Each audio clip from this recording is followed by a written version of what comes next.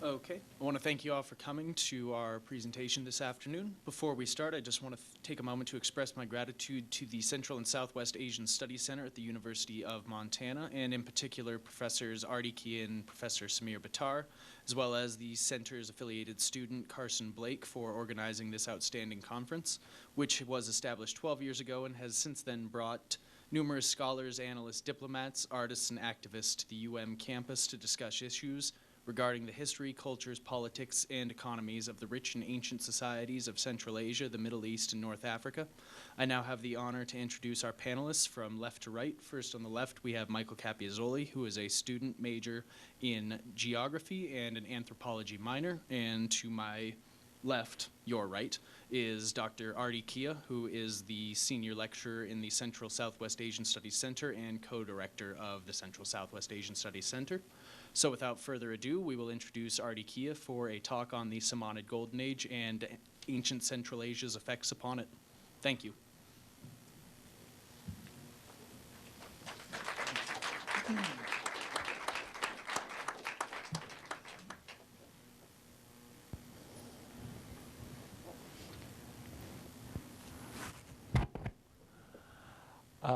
I'm mobile, so if I sit down, I might fall asleep, so you'll see me just, that's the way that I teach. I stand or walk around. So what we're going to be doing actually, there's going to be just one footnote on, thank you so much, Brian Wimple, with that introduction.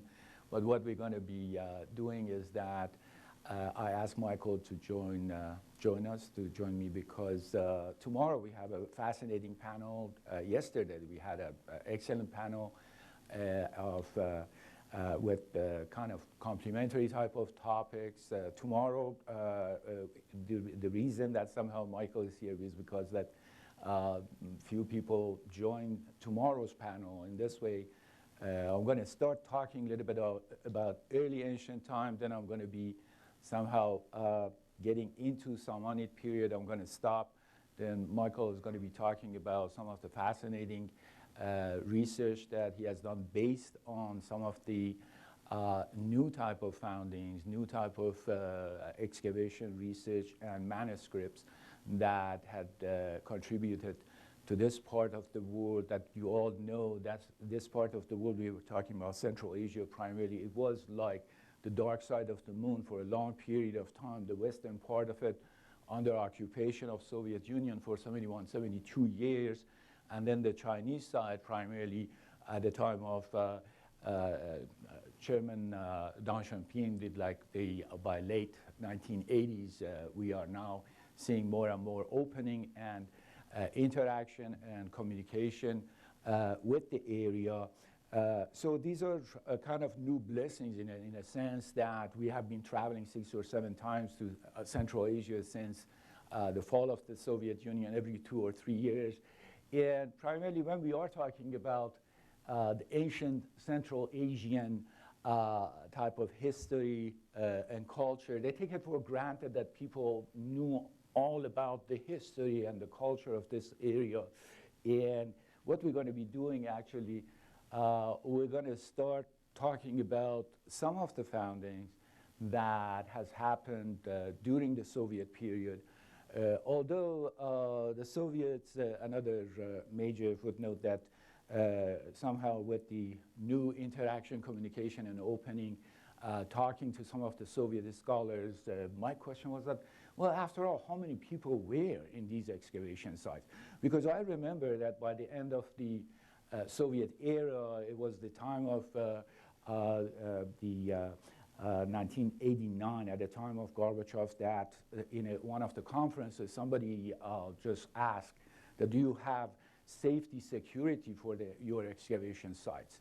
And the response by Professor Marshak, who died a few years ago, he was one of the major archaeologists and excavators within the area, was that we have safety security maybe for 2,500 of them, but you know that there are more than 100,000 excavation sites in Central Asia. So people were looking at each other and saying, wow, 100,000 excavation. Oh, we are talking about a very wide and large area, a vast land from like western part of like Mongolia through like the vast steppe of southern Siberia into like the north shore of the Black Sea, and for that matter, it was a roaming ground of so many different nomadic groups, tribal groups at the very beginning of time. And we're going to be talking a little bit about that. Let's see if I'm going to try this. First and foremost, like we had this tragic news that one of a great scholar of Harvard University, Professor Richard Frye, just died a few weeks ago, last month. And I remember running to Richard Frye doing, my parents were involved in philological studies, and then ethnographical studies, linguistics of different kinds and sort. For 20-some years, I was traveling with them, and then became part of these projects from one place to another. I traveled 66, 67 different places. They were traveling to, they went through 100 different communities, actually, staying with so many different people, and they wanted to get to know people that there was no name of them in any book, in any history or cultural books. And I had the pleasure and honor to be actually with them. And we run into a great scholar, Richard Frye, that for over maybe 60 years of his life, traveling and doing excavation, going to excavation site, but getting into the languages, dialects of the area. And we have used his book that you see, The Heritage of Central Asia, a number of times. It's actually on reserve. I have about more than 30 books on reserve for a couple of classes I'm teaching right now. This is one of the books that we have been using before. So I dedicate my presentation, at least, to this great man. Another person that we have to talk about, and another book that is also on reserve, Frederick Starr, has come up with this idea that somehow is complementary to what we are going to be talking about. And his book is called Lost Enlightenment. We were at Johns Hopkins University last spring, and he teaches there. He started the program just about the time we started, like a few years after the fall of the Soviet Union. And primarily talks about the fact that this is something that had been missed within the context of the history, of the scientific analysis that so many of these history books claim, covering the world, the rest of the world, because when they talk about world history, and some of these books are still quite linear, in a sense that is what Frederick Starr says, that maybe they have just missed a few hundred years of gigantic like scholars that we are talking about when we are talking about Central Asian scholars, of historians, and the people who have contributed to the science and so many other fields of his study. So in that sense, we're going to be talking a little bit about what happens and where we are talking about, when we are talking about the primarily 9th, 10th century. We are talking about Samanid period, when we are talking about Bukhara as the capital of this Renaissance.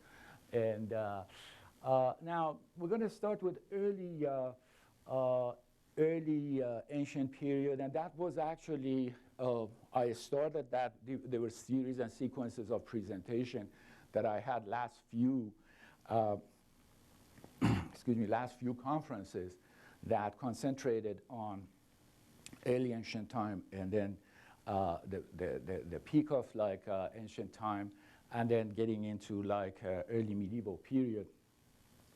But I'm going to make a shortcut actually getting into Samanid period, 9th, 10th century, that is complementary to what Fry talks about, what Starr talks about, an area and a period that now so many people are saying, what is this all about? What is the lost enlightenment? Where was it?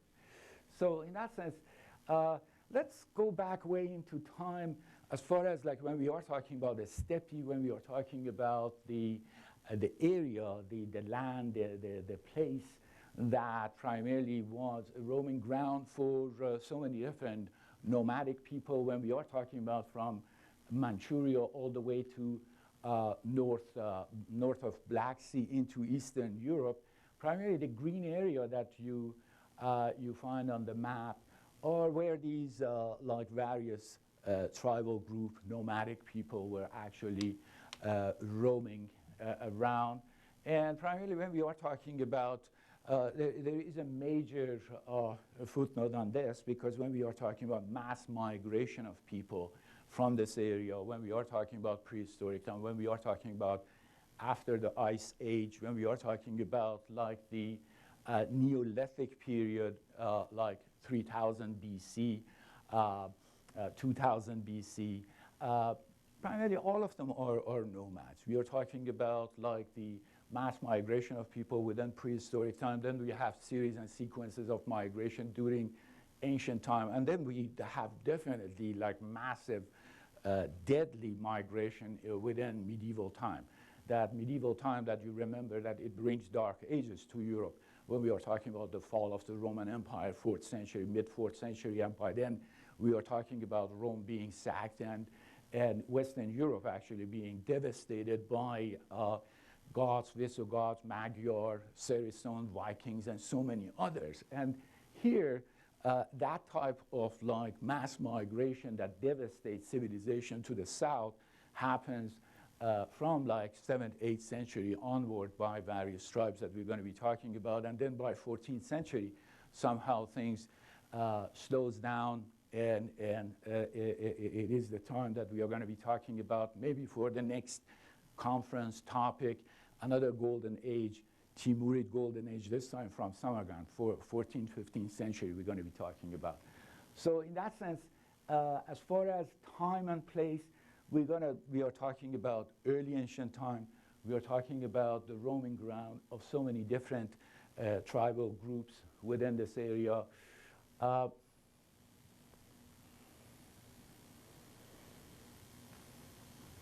So place, let's put it in words. The vast plain which stretches from the lowlands of Central Europe eastward to the borders of China constituted the undisputed homeland of a considerable number of nomadic tribes.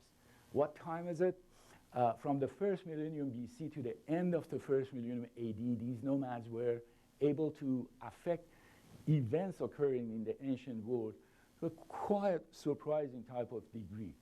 So primarily, like this is like we're gonna just limit some of these activities that we are dealing with. I need a timer so I don't go beyond certain limits, because I want Michael talks about it. One major footnote is that when they talk about like early ancient period and when they talk about like the so-called rock art of the ancient people, everybody takes it for granted that everybody was studying rock art since prehistoric time when it came into existence. That's not the case. Actually, the prehistoric artifacts that came into existence was not seriously actually looked upon or considered by many people till the end of 19th century. In fact, when in Altamira, Spain, when in Santander caves, they found this little girl, 11 years old, actually found the very first, going with his dad, who was an archaeologist, and digging the floor, the ground floor, various artifacts, stone pieces. And she kept on saying, "Dad, look up, what are those?" Her dad looks and said, "My God, somebody has painted the ceiling of the cave." So they go and they report it to the officials in Santander, and then they come and take a look and say, well, some people got drunk and they didn't know what to do. They just painted the cave, and they laughed about it. They really didn't think that it's going to go that we are talking about a few thousand years artifacts. And then shortly after, when we are talking beginning of 20th century, they found some of these artifacts, some of these paintings on the wall in France, in the Alpes mountain in Lascaux area. And then they said, wow, this seems to be serious. So it was the beginning of 20th century they started considering this particular, what we are looking at, some of these artifacts, real seriously. Now, in various parts of Central Asia, when we are talking about Kaksu, Kazakhstan, in Tian Shan Mountains to the east of Kazakhstan, we find some of these profile view type of animal style type of art that are famous for. And also in Kyrgyzstan, in the Cholpon area near Lake Issyk to the north, we find quite a few of these ibexes and rams and wildlife type of carvings, and some of them are carvings, some of them are paintings, some of them are etchings, different type of style, different type of skills that have been used. This is a beautiful area. We are talking about Kyrgyzstan, 93% mountain area, and some of the mountains over 20,000 feet high.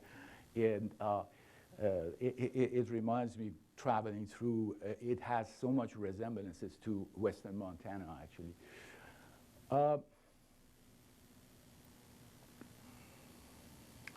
So as far as the stepping stones of when we are talking about, there are two major sources of contribution to rewriting, reconstructing of the history of the area.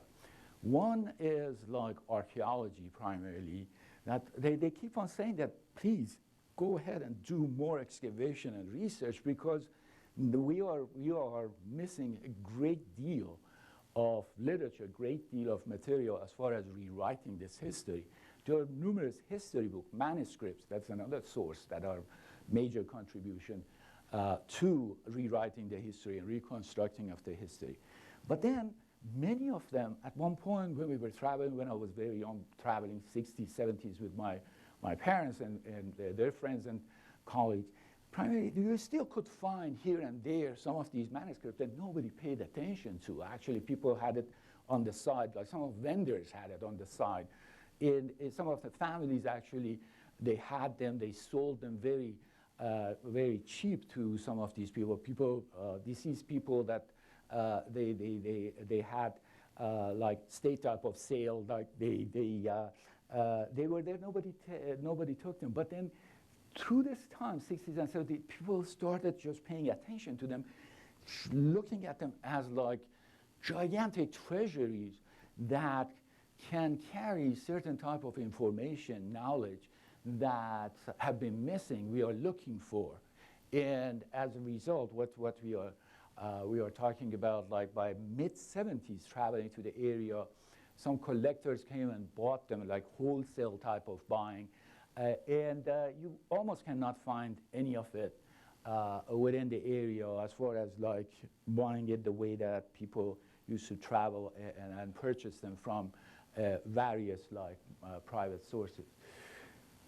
Now, as far as excavation and research is concerned, in 1924, 1925, Kozlov, P.K. Kozlov, the Soviet scholar, these are, now we have to realize the fact that when we are talking about excavation and research in a scientific type of fashion, when the Russian forces, Tsar forces, get into Kazakhstan, they take over Kazakhstan in the first half of 19th century.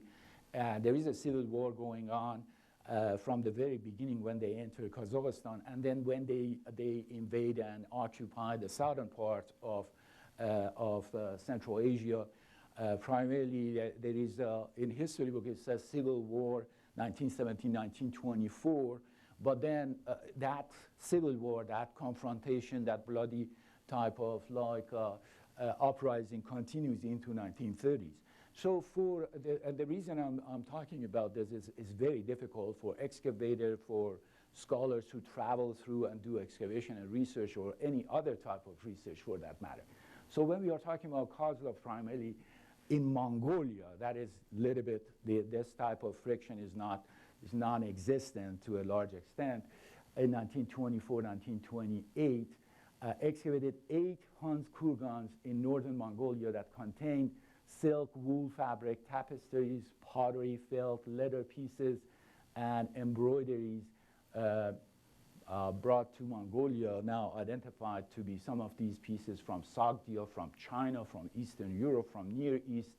And just some evidences that when we are talking about people insist that these excavation and research should continue, that is the reason that somehow they provide more knowledge, more material, more construction for so many missing pieces of this gigantic mosaic that we are talking about. Now, this is very close to Lake Issyk. Actually, you see Lake Issyk in the background, northern Kyrgyzstan, very close to the eastern part of Kazakhstan. Some of the kurgans you see, kurgans, mons, like in Russian primarily, some of the kings and queens of the ancient times, they were buried in this type of mons from various type of backgrounds, some of them Huns, some of them Sakas, some of them Scythians, some of them Sarmatians, like we are talking about different ethnicities, nationalities within this area. So this is like 7th to 4th century BC, and primarily Mon building. This is the peak of Mon building when we are talking about 7th century BC to 4th century BC. They are kind of smaller Mons that are prior to 7th century BC. There are about 20 some of them, but there are hundreds of Mons that are built between 7th century to 4th century BC. What is so peculiar about this Mon that when people were buried, they were buried with their personal belonging, favorite type of belonging, necessity type of objects that they needed, because they believed in some sort of what is known as shamanism. Some of these concepts that includes within shamanism is the fact that people believed in life after death. They literally didn't believe that they're going to die. They literally believed that they're going to take a journey, a trip, and they needed all these necessity type of objects as far as from food and water, and some of them took wine with, and then at the same time, they also took some of their favorite objects. In case of royalty of these various clans, tribal groups, we are talking about the treasury of the king, the treasury of the queen, that as a result, when we are talking about expedition of the Russian colonial forces into northern Kazakhstan, that primarily it starts, they don't reach Kazakhstan yet, but it starts by the first half of the 14th century, when we are talking about 1715, at the time of Peter the Great. And shortly after this new campaign into what is today northwest of Kazakhstan, shortly after the expedition, some of his generals came to see him, and they put in front of him some of these gold pieces that they have. Peter looks at it and said that, what are these? These look very old. And they said, well, we bought it from your people that have been migrated into this area, that now under new occupation. And primarily what they do, they break into these old ancient tombs, funerary sites, kurgans, and this is what we have bought from them. And they said, bought from them in where? In markets. Marketplaces, they are selling these ancient gold pieces. So he sends them to purchase all these gold pieces that they can find, anything that looks decent enough. And then bringing these gold pieces, he said that also put up something that illegal type of non-scientific type of excavation and research is banned. So when we are talking about the beginning of this collection that it moves to Hermitage Museum. He's building St. Petersburg after visiting Versailles.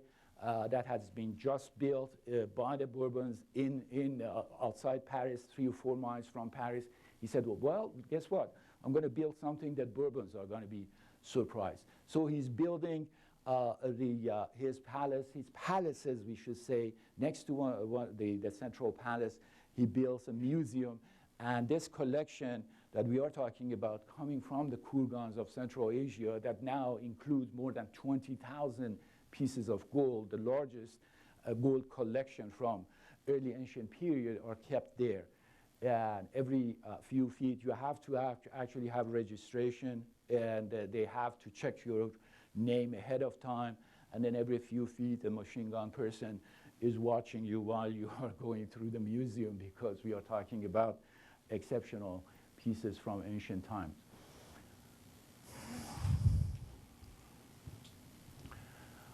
I think we're going to watch a couple of these, and then we're going to actually move into Samanid period. So like what the Richard Fry talks about, what Frederick Starr talks about, they talk about the fact that, and both of their books on reserve, and I recommend you strongly to look up them.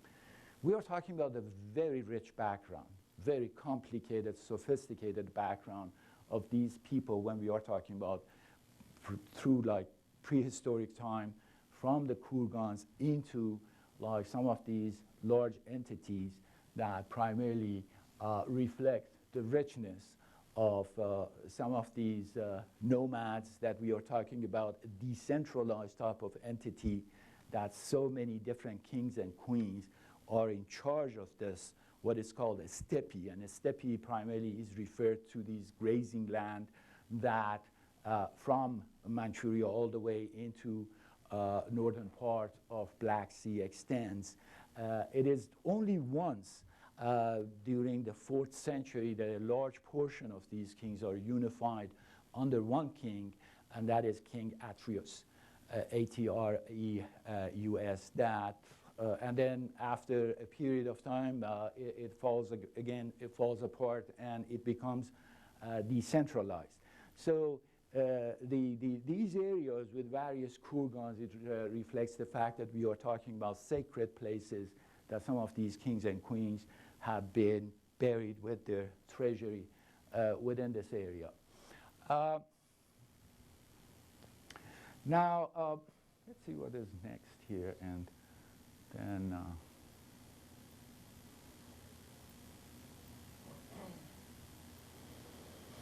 so as far as some of these artifacts, one thing that is very common and strong is something that is called an animal style type of art, that animals play a very important role, significant role as far as symbolizing certain forces of nature, and through that shamanism, that belief system that is popular amongst these people, by various groups of nomads who were often related yet always distinct. Now, through the Russian and Soviet type of like analysis, some of these excavation sites are identified as indigenous. And they know that these are like pockets of various ethnicity, nationality.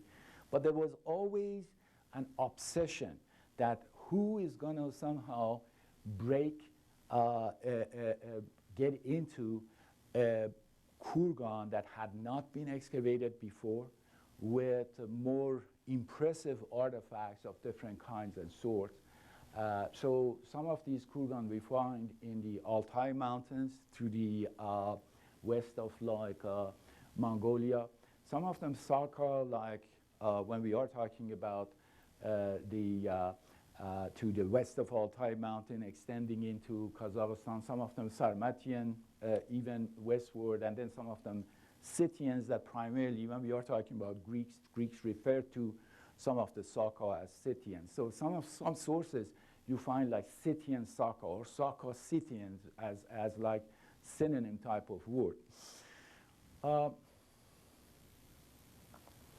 So from National Geography, some of these artifacts that have been found within the kurgan have been somehow recreated in the form and shape of some of these local king and queens that when we are talking about thousands of like gold pieces found from this era, this time, we can find that, we can see that some of it had been actually implemented. The fact that some of these pieces were decoration of the crown, some of them were part of the formal outfit that the king or queen had. Some of them were even used on the horse. So we are talking about various type of artifacts in various type of shapes and forms, some of them in the form of like animal style art. Most of these nomads come from horse cultures, and horse played a central role. Some of them were buried with their horses, and of course there were other animals that played an important role. Some of them are known as sheep culture. They were sheep herders, but then there were other animals in the to the heights. Yaks played a very important role in the dry area. Camels played an important role. And then there were other animals like goats and donkeys and others that they have found, like a variety of bones, as far as like bone analysis of some of these funerary sites are concerned. Now, when we are talking about this particular period, some of the fascinating artifacts, objects that from this period, when we are talking about early ancient period, are some of these pieces that you see, like 3 of them, one kind of like in the front of a center type of place, called babas or balbas, that primarily are identified to be ancestral type of symbols. So ancestral worshiping, we know that it was part of the shamanistic belief system.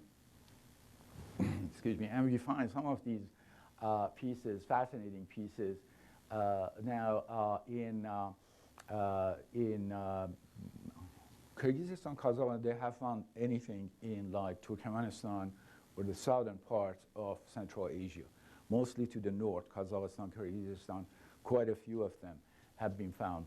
But fascinating as far as the reflection of that belief system in the variety of forms and shapes. In this case, we are talking about the kind of monumental type of shape.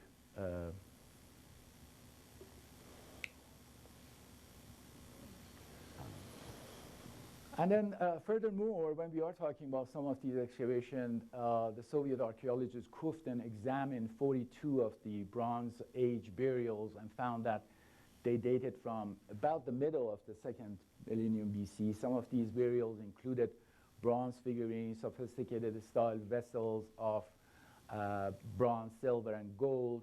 The burial ground of Pazurik and Tukti and Shibi and Katanda were excavated by a group of Soviet scholars, including Grazianov and Rudenko.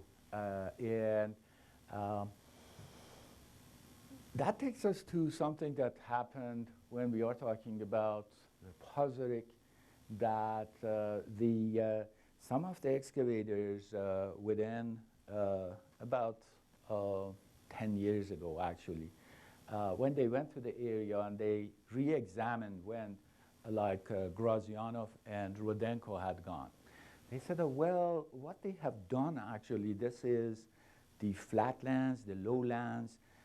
Maybe this was the winter ground of some of these nomads.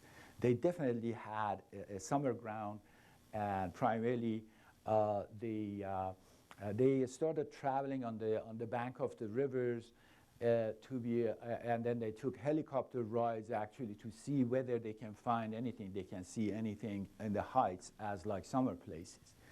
And they got into an area that is called Minusinsk, and that has thousands of these kurgans and various like funerary type of sites, that it was so impressive that President Putin actually took a flight to the area to see it by himself, this new excavation site that is now under analysis. Now I'm going to I'm going to continue going into Samanid period because we are short of time.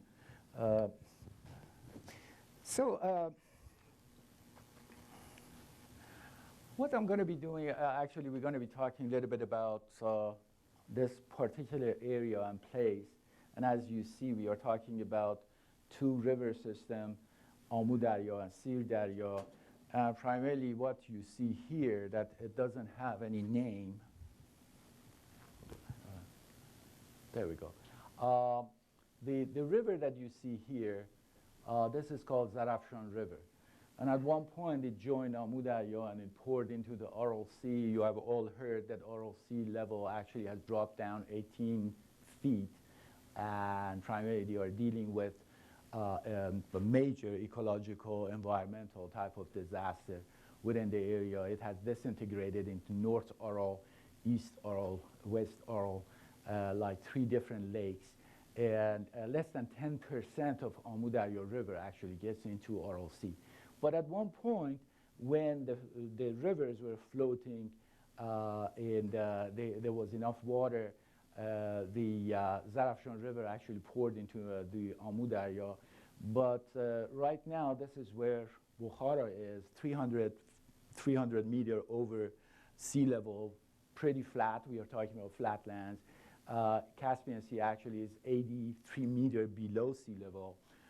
So we are talking about 20,000 feet high mountains when we are talking about Tian Shan, Kundun, Pamirs. And primarily when we are dealing with here, not a drop of water reaches Amu Darya anymore. We are talking about thousands of gardens and orchards within this area. That this is the last actually place that that the river, Zarafshan River, gets into. So this is where Bukhara is, and when we are talking about this particular era and time, we are talking about 815 to 999, that a rich heritage that when we are talking about some of these powerful empires of Achaemenid period, Achaemenid Empire, Parthian Empire, Kushanid Empire, Sassanid Empire, all the accomplishments that somehow had been done through this era and time, besides the fact that we are talking about the prehistoric period, that what we were looking at, various cultures to the north that are the major contributing factors because of the series and it was the last year presentation, that series and sequences of migration from north, from that area we were just looking at, we were talking about, into the southern part of the Central Asia. And Michael actually presentation that is going to be in a few minutes complementary to what we are talking about as far as some of these new findings are concerned. Primarily, the contributions of these early ancient period and cultures and contributions of some of these ancient empires that we are dealing with, we are talking about, like Achaemenids and Parthians and Kushanid and Sassanid, brings an era and time to Bukhara area between 815 to 999. And when we are talking about like Frederick Starr or Richard Fry, somehow they have major references to it. It is like an area, a time that had been rediscovered by some of these scholars. And there are quite a few other scholars that talk about this particular period. But when we are talking about a couple of these leading figures. Within this time, we are talking about the coming of Islam to the area. So people of the flatlands, some of them convert to Islam, and but then yet we always find pockets of various people. Still, some of the people, still today, they are like shamanistic belief system people within the area in the northern part of Central Asia, scattered like communities. But then we are talking about Buddhism, we are talking about Zoroastrianism, we are talking about Judaism, Christianity, Manichaeism, so many different civilization cultures with different type of belief systems, religions, and cults. So that was the organic structure of Central Asia that had been always like a melting pot, had been always composed of different ethnicity, nationalities. And when we talk about Bukhara, primarily it continues to include some of these people, some of this diversity, some of this pluralism within, especially when we are talking about 9th and 10th century. Now, it is at the time of the Abbasid Caliph Ma'mun for 6-7 years, Ma'mun, before he goes to Baghdad, he was in charge of the eastern provinces of the Abbasid Empire. His brother Amin, A-M-I-N, was in charge of the western parts of the empire. But eventually, after 6 or 7 years, Ma'mun goes to Baghdad. He takes large number of scholars from Central Asian cities like Bukhara, Samarkand, Tashkent, Khiva, Kashgar, all different cities that at that time were very prosperous to Baghdad. So that is one major contribution that somehow has, although they convert to Islam, they change their names, and then they adopt into a different lifestyle in Baghdad. And we know that Baghdad is just being built, just being expanded. There is a specific district that now, I'm not saying it, but many of these sources talk about, Starr talks about it in a kind of extensive fashion, that the contribution of these people to the knowledge of the time is significant, is gigantic. Now, as far as the political division of this area, the Bukhara Khuda, that at that time the person in charge of Bukhara is Asad. Asad's sons, Nuh was in charge of Samarkand, Ahmad Fergana, Yahya Chach and Usrushana, and Ilyas in charge of Herat. Somehow, because that Ma'mun's mother, Ma'mun being the new caliph in Baghdad, was Tajik, was from Central Asia, they could compromise with the caliph as far as their independency, their autonomy, in a sense, we should say. And they established their coinage, and under the grandson of Asad, Ishmael,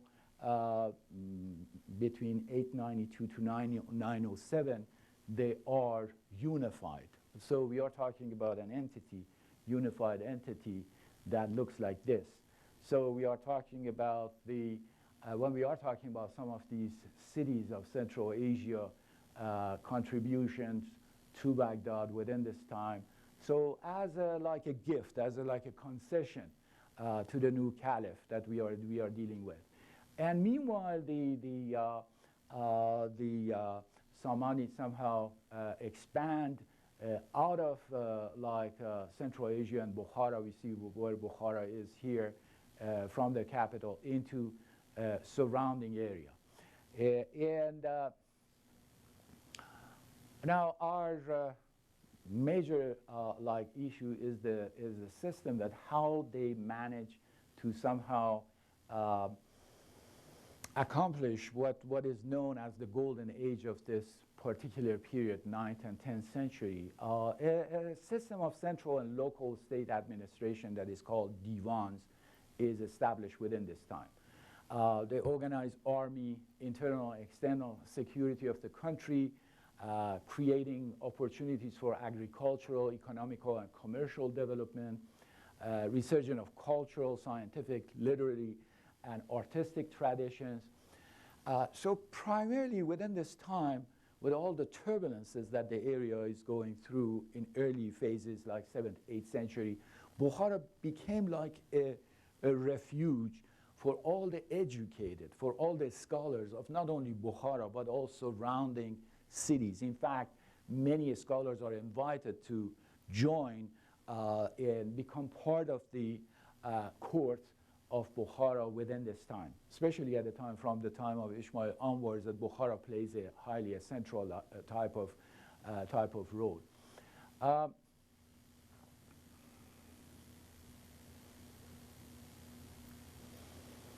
So this is the time that reflection of it actually in the Chinese type of like literature that we are talking about. The reflection of it is there when we are talking about revival of the Silk Road trade and commerce and some of these organic type of products that travels on the trade route to the east, to the west, to the south from this area. So new canals and hydro-technical installations were constructed. Wheat, barley, rice, millet, and oil seeds were cultivated. And then quite a few orchards of apricots, peaches, apples, pears, quinces, cherries, plums, grapes, pomegranates, figs, walnut, and almonds. So from the point of like rural side, from the point of like expanding agriculture, we are dealing with the activating number of different areas that had the capacity and capability of somehow continuing and expanding actually some of these products. So on the one hand, we have this political type of a structure that is decentralized, and just like our ministries or our secretaries of like agriculture or state or internal, or they have also various people in charge of various affairs within these political structure, and at the same time activating some of the countryside with these new products. But something that becomes the heart of what Starr and Fry talks about is this. The development of a scholarship in the Samanid era of 9th and 10th century is astounding. Mathematics, astronomy, chemistry, medicine, history, and philosophy. Like we are talking about the city of Bukhara, that now they say that when the Russian invasion of Bukhara happens, Bukhara has 100,000 population. It goes up and down. It was devastated, depopulated actually during 13th century Mongol invasion. But it had over 130 some schools. 100,000 people had over 130 some schools.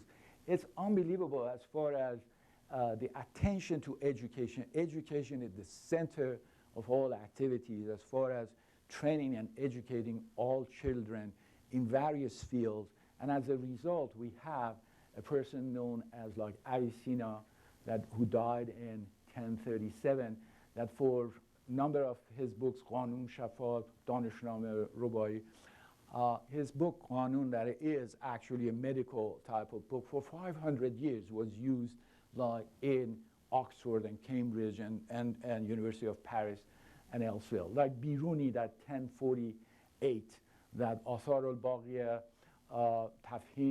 Tafhim, astronomy, was based on astronomy. He wrote 140 some different books that half of them destroyed, gone.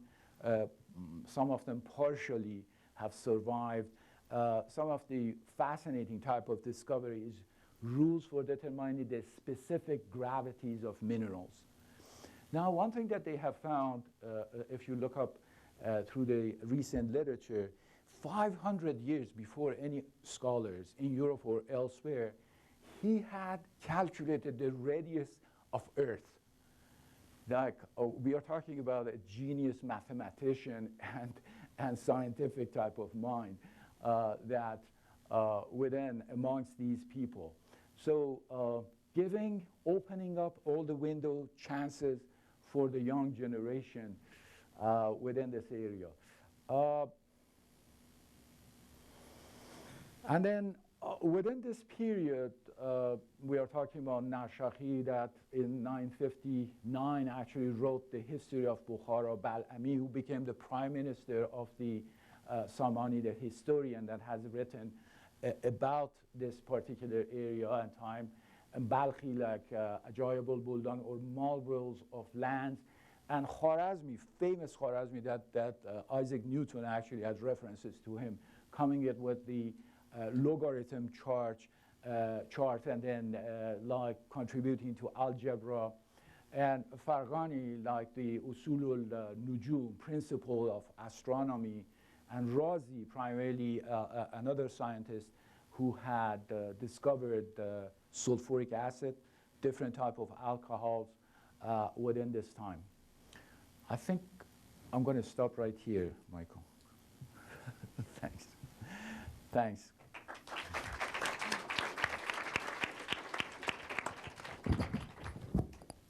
Forward, backwards, which one's the laser?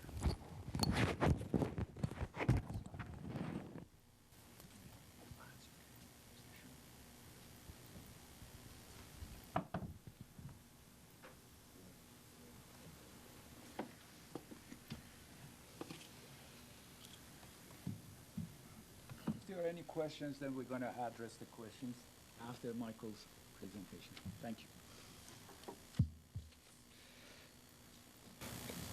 I'm Michael Capizzoli. I want to thank Brian Wemple for sitting around in a tie all day. He's a great and knowledgeable affiliate to the Central Southwest Asian. All lies. Studies. Exactly. I especially want to thank Dr. Ardikia for having to cut himself off.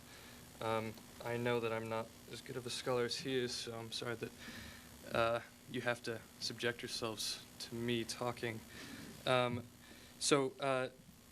that leaves me extra time to discuss things today rather than tomorrow, and I'll try not to waste any time except yours. This is just some nonsense that I drew up this morning to go along with our discussion. Dr. Kia was elaborating on new research, recent research, especially in the last 20 years, that has to do with archaeology. So I'm going to talk a little bit about Göbekli Tepe, if you know what that is. We're going to talk about iconography of Sumeria and Babylon, and how through Hebrew captivity, through influencing Greco-Roman horoscopy, and through influencing the cults of Anahita and Mithra in Central Asia, how Sumer really deserves a lot more credit than it's given, even though it's already given a lot of credit, for establishing our interpretations of life. A lot of it has to do with naturalistic mysticism. There's this, well, I thought it was a myth. You know, when you begin primary school and you're told that the Fertile Crescent, you know, there's this narrative of it's the center of civilization. It's very important. And I would look at maps, and I knew enough when I was young to know that the Fertile Crescent doesn't look fertile. It makes no sense. Why would agricultural civilizations develop there? Well, it turns out that even within the past 1,000 years, the amount of deforestation and desertification that's occurred, especially Mesopotamia, is remarkable. Mesopotamia, particularly where the Hittites had lived, Mitanni, we're talking Caspian tigers, African lions, cheetahs, that persisted up until a century ago. So it had been sort of this wilderness. And there's this greater sort of myth of the Western narrative about how cultivation, agriculture, is sort of the foundation of a civilization. So what we're going to try to do today is address how that might be wrong, that certainly sedentary civilization has a lot to do with irrigation, at least as it showed up in Egypt or in Mesopotamia. But it turns out that civilization, architecture, and artistry aren't necessarily the property of cultivation or commercialism. So the story is obviously that once hydraulic civilizations, Indus Valley, Yellow Yangtze, Mesopotamia, had developed, they developed a writing as a way to keep records of commercial activity. You trade, and you stamp seals, keep counts, you tally what you're trading, quantities and stuff like that. If you don't recognize this, that's Göbekli Tepe. That's in southeastern Turkey now. It's 9,500 BC was the first settlement. It's not necessarily settled. It's understood maybe to be an astronomical temple, but it certainly has religious connotations. There's all kinds of animalistic figurines and sculpture. For reference, that's pretty dramatic. Sorry. These animals, woolly mammoth, cave lion, these animals were still alive on Earth when Göbekli Tepe was created. I think that's pretty remarkable. This is 11,500 years ago at the end of the Pleistocene. So our discussion is going to stretch from the Ice Age, or the end of it, to the beginning of the Iron Age. Our discussion takes place between 9,500 BC and about 540 BC at the ascension of Cyrus the Great and when the Achaemenid Empire moved into Babylon. This is sort of, we can be skeptical about the astronomy of Göbekli Tepe, which is where this is from. This is Klaus Schmidt, is a German archaeologist, beginning in the mid-90s, has been excavating Göbekli Tepe, which sort of sets, it revises the schedule for the ancient world, back to much earlier than had been previously thought. But this iconography predates the development of writing by 6,000 years. Kütahya, which you might know, which is also in Turkey, that's about 7,500 BC that it was formed.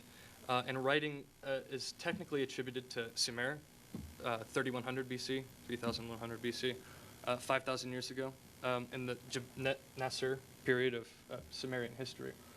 This is important. As we talk about mysticism and the cosmologies of Sumer, how they influence both the West and Central Asia, which is where I want to eventually end up here. We're going to talk a lot about Inanna. Inanna, a Sumerian goddess, has a lot to do with water, fertility, sometimes sexual ecstasy, and sometimes war. Largely about water and fertility.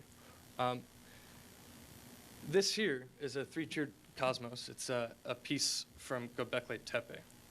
And the way it's been interpreted by people like Sarah Kilt Costello, who's an excellent young researcher now, and she publishes through Cambridge. And I'm sorry for the horrible quality of that. You'll see a snake, a serpentine figure, either a tree or a human being in the middle, quadruped. And then above that, you have a bird. That three-tiered cosmos, you have what's subterranean, what's on Earth, and then what's above it. That's a recurrent theme. You get it in Pazyryk, like what Dr. Kia was discussing, and we'll get there too. These themes recur across the ancient world. Has a lot to do probably with cultivation. You put things in the ground, you live on the ground, and utilize what comes out of it with the power of the sky. Rain, sun, whatever. These connections are pretty obvious to people in the past, and it's not really unique to Sumer either. This is from northern Syria, and this is around the same time as Göbekli Tepe. The top there, you'll see sort of that recurring theme. These were sort of prototypes of seals that were used. And again, this is still 6,000 years before the official date of writing development in Sumer. And you'll see the snake or the earth, you'll see the quadruped, and then the bird in the sky. This sort of three-tiered cosmos it becomes really important in Sumer, and Sumer obviously being a hydraulic civilization, as we call it, they irrigate. The first irrigation showed up about 5,400 BC, both in Egypt and in what would become Babylon. Farther south of that, Uruk, and Eridu are three very important cities just west of Lagash on the lower Euphrates, above the Persian Gulf. I think it's interesting to note that the Persian Gulf was not only heavily forested in ancient times, not like it is now, but that the Persian Gulf was like hundreds of kilometers larger. It extended hundreds of kilometers inland from where it does now. Kuwait wouldn't have existed, and that's all from deposition of Tigris and Euphrates. This is one of the first depictions of Inanna. She's Sumerian, always on top of a lion, and is similar to this three-tiered cosmos because some of the ideas surrounding Inanna are that because she's a goddess of fertility, this is her mastering nature, the bestial feline here. One of the important elements of the Inanna story, which I think is really fun too, she has a companion, Enki, pretty famous in Babylonian mythology. Enki's a man or a male force, so naturally he's a trickster and murderous and so on. Enki is associated with Eridu, which is not far south of Uruk. Uruk, a city now in Iraq, was then in Sumer, was where the primary temple of Inanna was.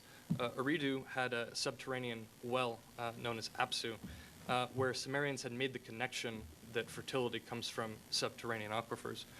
So Enki was said to live there. He was also associated with fertility. There's a story about Enki where he's out, for lack of better terms, whoring around with women, which is not frowned upon. Inanna whored around with women too, but we won't go into that. Enki found some plants because he was hungry, whatever, after the fact, and he had eaten these 8 different species of plants, and all 8 of them were poisonous, but to different parts of his body. So Inanna comes around in most of the versions of the myth, and Inanna is the one who has to heal him, one part of his body at a time.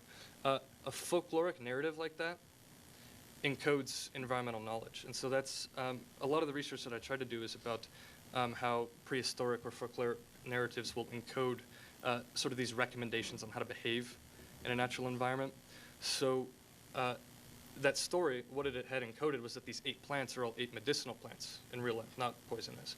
And their association with a headache or with a heart attack or bad lungs or something like that, it's a sort of a pharmacopoeia. It's prescribing, here's the medicine that you need to look for. So before the development of writing, by recommending or retelling these stories of Inanna and Enki, you didn't need to write them down, but you still learned from them. And then the mythological setting just made it fun. So Enki and Inanna both had a lot to do with fertility, and that's because cultivation and irrigation had begun at exactly the same time that you start to see these depictions. The first seals show up about 3100 BC in Sumer. Again, that's for commercial purposes, for record keeping, which I don't debate. This is another one of the earliest, this is old Babylonian times. Hittites, about 100 years before, had been reaching their peak in Turkey. Again, with the lions, and you'll start to see this sort of dualism of the 2 separate beasts. Karchemish, which is near the border of Syria, Turkey, and Iraq, it's on the Euphrates. This is just as old. Again, this is after writing has, cuneiform writing is being popularized in Old Babylon. In this case, you maintain the lion, and Assyria, when Assyria became powerful, which is between 911 and 610 BC, and this predates that a bit, Assyria and the Hittites that had preceded them on the northern Euphrates, who were warlike, they were potent because they knew how to manipulate guilds, artistic guilds.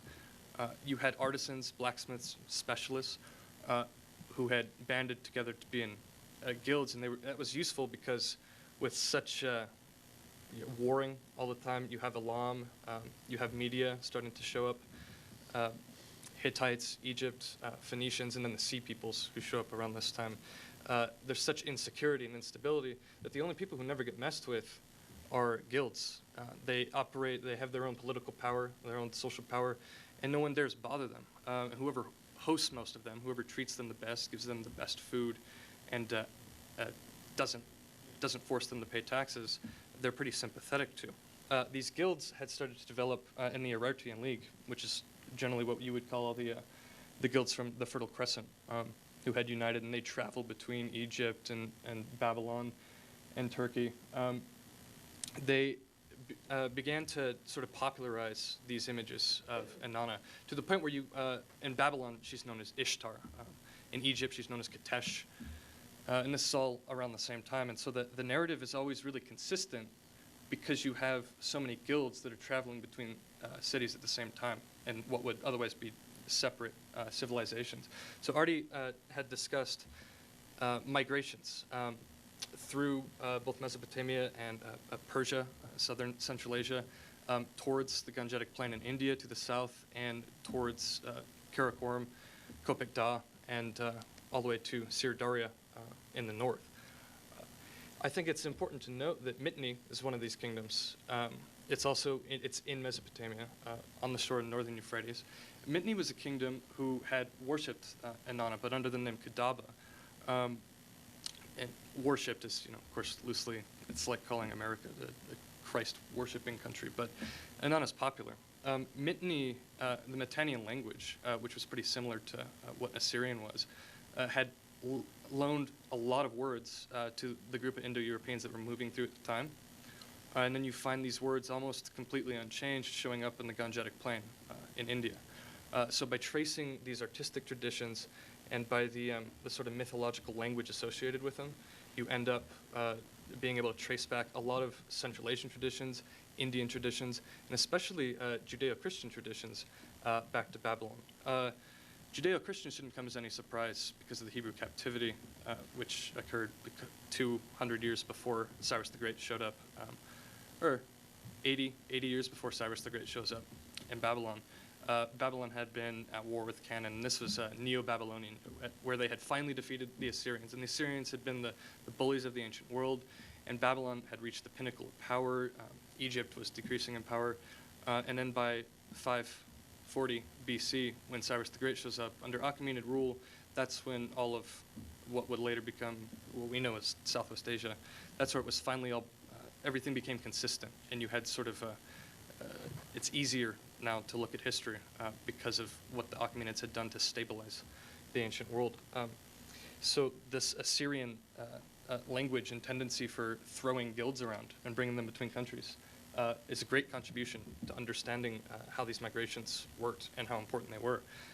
This is a famous bull. Hassanlu is a site that has a lot in common with Scythian art. Scythian art being the same sort of art that you find at Pazyryk that Dr. Kia was discussing. Pazyryk is in southern Siberia in the Altai, near the confluence, the borders of Kazakhstan, Mongolia, and China. Scythians had originally, depending on how specific you get, come from just north of the Black Sea, what is now Crimea. And so on their way, on part of this Indo-European migration through what would later become Persia, they had adopted some of these same traits. We have the beast again, the feline beast. That's Kudaba, the iteration of Inanna. She's holding a mirror, which is important to note, because when you start to look at Pazyryk and other Scythian art, Siberia, Central Asia, they have a lot of animalistic art, animal-style art, as it's called, a lot less to do with cultivation, which makes sense, because in Mesopotamia, these hydraulic civilizations, you cultivate. It's about plant domestication.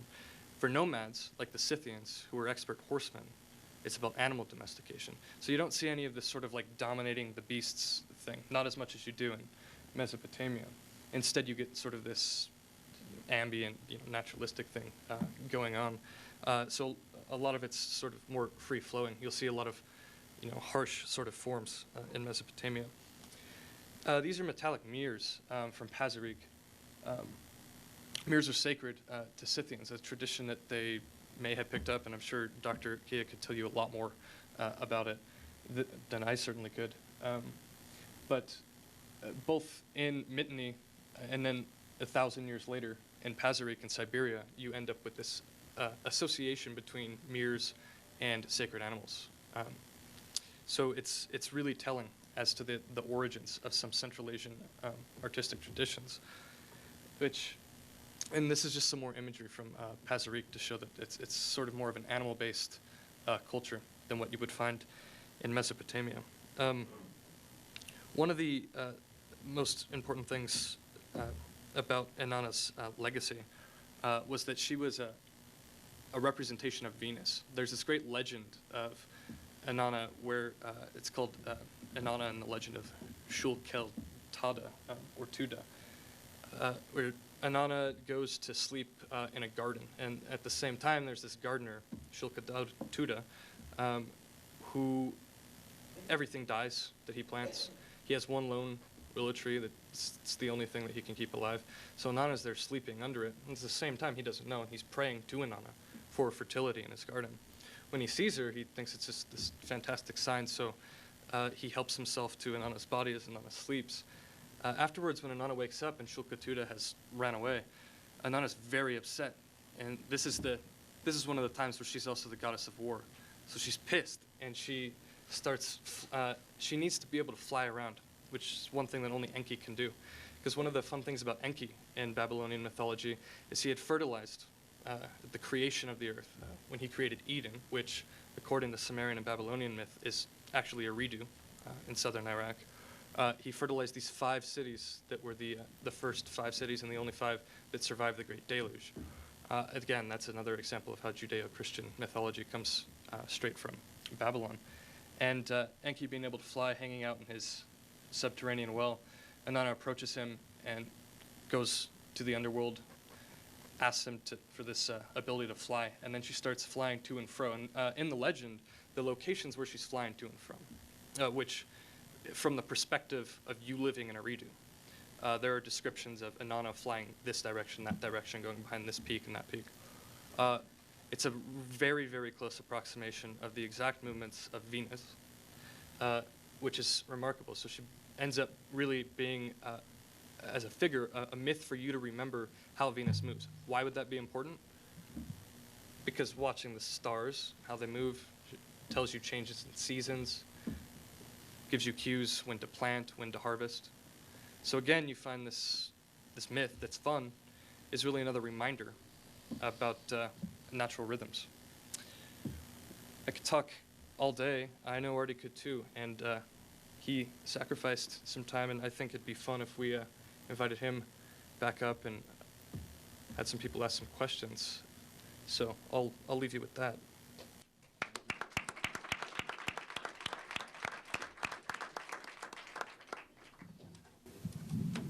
All right, we'll go ahead and open the floor for questions if anyone's got any. Yes? What do you think of Sitchin's books about the Anunnaki?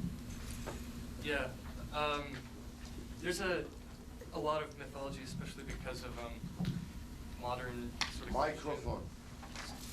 Sure. This is working? Yeah, it's good. Yeah, I understand that the reasons for interest in America now, a lot of it Christian and Anunnaki stuff. I know why it's become more popular, but Anunnaki mythologically were a celestial race that had immediately preceded Enki on Earth. Anu is the chief god of Sumerian mythology. Anu actually, which is something I didn't get to, but Anu had become an analog for Mithra, the sun god, who had a cult in Central Asia.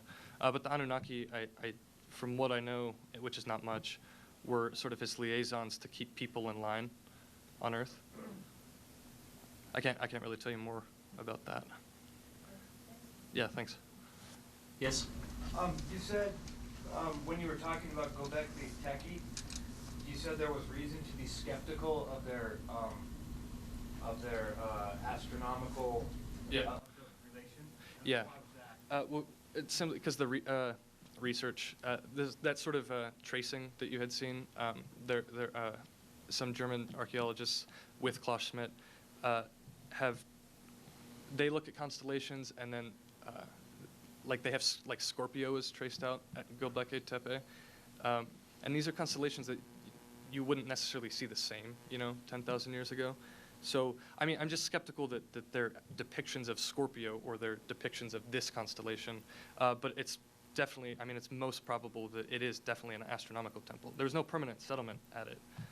It was just sort of a ceremonial thing. But no, it's definitely celestial, but we just don't know about which constellations it depicts. Any other questions?